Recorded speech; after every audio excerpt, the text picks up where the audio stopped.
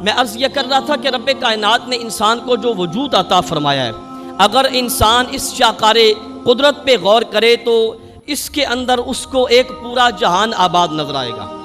اگر انسان دو آنکھوں پہ غور کرے تو معلوم ہوگا کہ یہ انسان کے دو راہبر ہیں۔ دو کانوں پہ غور کیا جائے تو معلوم ہوگا کہ یہ سلطنت وجود جو ہے یہ اس کے دو پہرے دار ہیں۔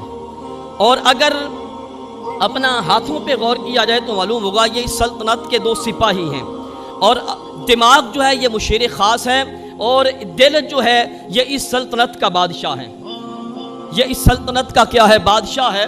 اور سلطان العارفین حضرت سلطان باہو علیہ الرحمہ آپ دل کی وسعت اور عظمت کو بیان کرتے ہوئے فرماتے ہیں، دل دریا سمندروں ڈونگے کون دلاں دیاں جانے ہوں، وچے بیڑے وچے جیڑے وچے ونج مہانے ہوں، 14 طبق دلے دے اندر تمبو وانگوں تانے ہو، جو دل دا محرم ہووے باہو سویو رب پچھانے ہو۔